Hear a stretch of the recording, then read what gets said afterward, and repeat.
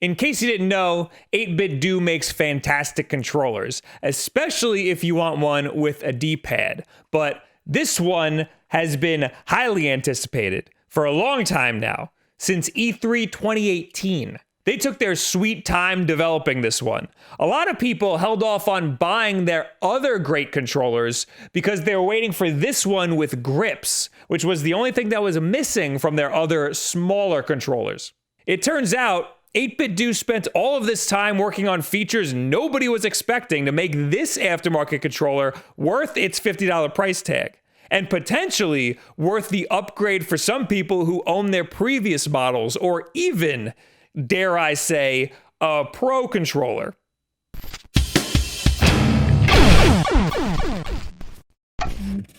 I think for 2D games, it's much more comfortable to play with a D-pad. On the official Nintendo Switch Pro controller, you have to curl your thumb in a weird way to get to that D-pad, and that's just not gonna fly.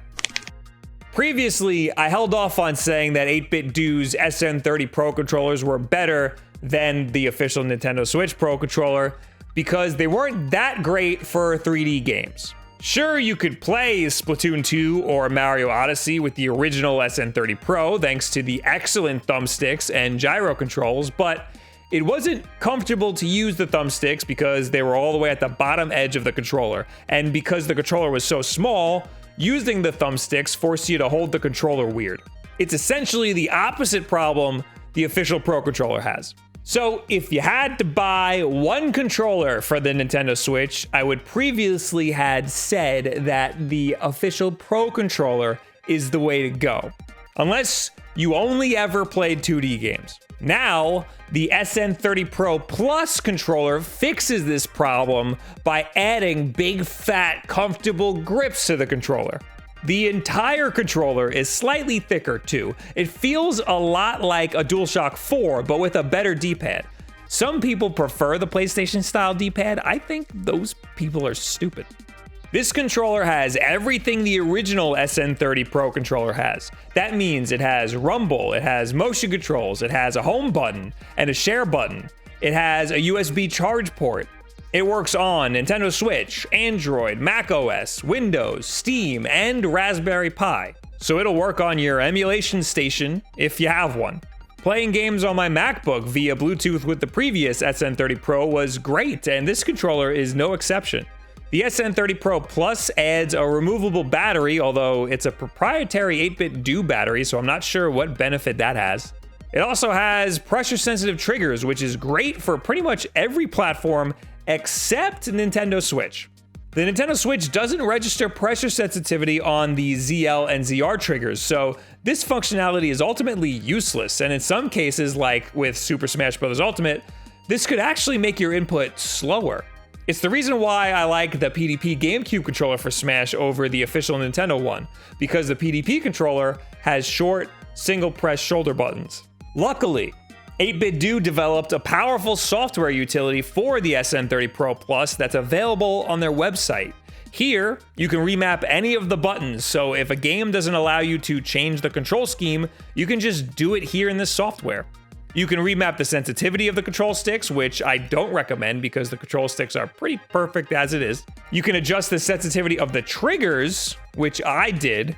I made it so that a short press will activate a full press right away. This fixes the potential issue with the shoulder buttons that I was talking about previously.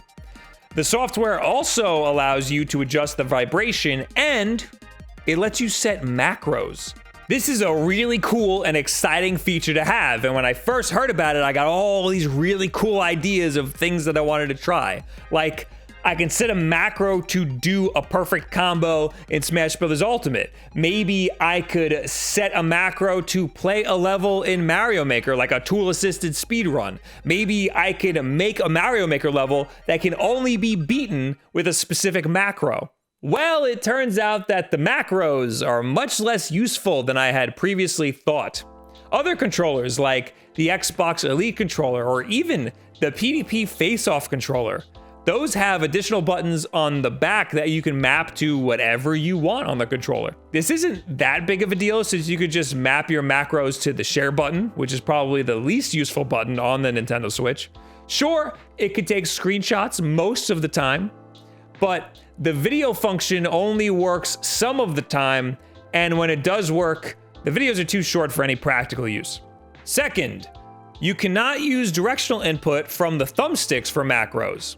These arrows only serve as directional inputs from the D-pad, so that means no combos in Smash Brothers.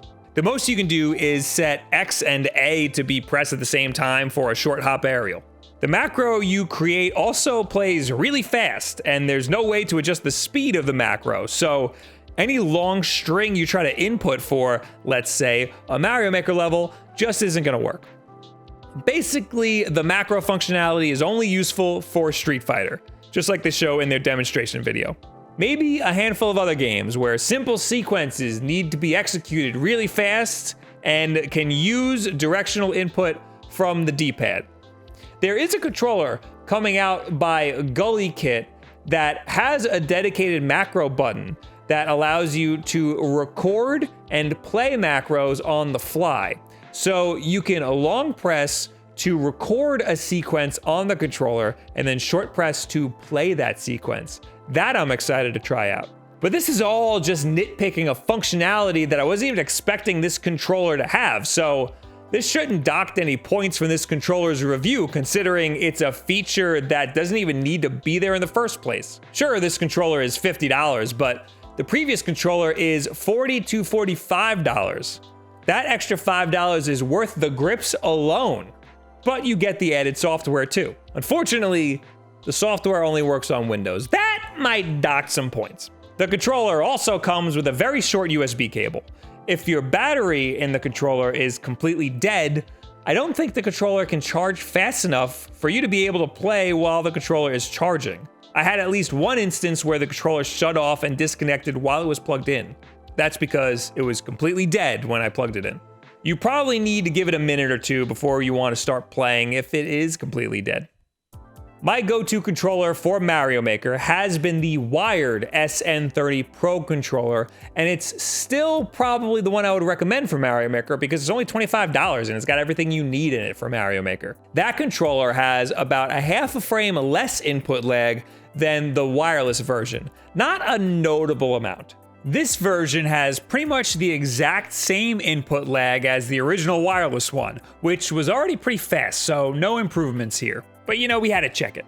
So now you have a lot of options if you're looking for a controller for your Nintendo Switch. Maybe too many options. But that's why you're watching this video, man. Don't worry about it, dude. I got you, man. Don't worry about it. If you only play 3D games, you might still want the official Nintendo Switch Pro controller. That might be more comfortable for you. If you play any 2D games at all and prefer using the D-pad over the thumbstick, which you should, then you should definitely consider the SN30 Pro Plus. Even though it retails at $50, it still retails for $20 cheaper than an official Pro controller. Don't be turned off by the fact that it's an aftermarket controller. 8BitDo makes quality stuff. It's not some cheapo plastic. The SN30 Pro Plus will cover a wide variety of game types, so it should be all that you need. I have a million controllers for the Nintendo Switch because look at my channel. So I have the luxury of being able to choose what controller I want to use for different types of games. Currently, my go-to controller for Mario Maker is the wired SN30 Pro, but that is probably going to change to the Pro Plus. This will go for pretty much any other 2D game on the Switch that I might want to play, like Gunvolt, Bloodstained, Sonic Mania, maybe the NES games on the Switch. Basically all the games that I like playing, this is gonna cover. For Smash Brothers, for the time being, I'll be sticking with the PDP wired GameCube controller, in which they are making more versions of.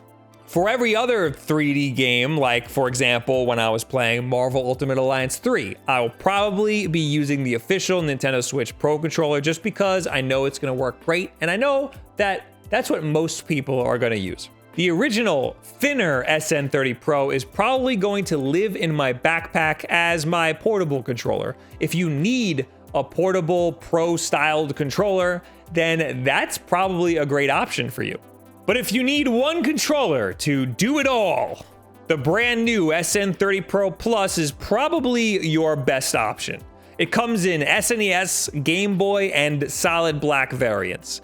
I would have preferred the Game Boy one because I like the feel of that D-pad slightly more, but like it barely makes a difference anyway.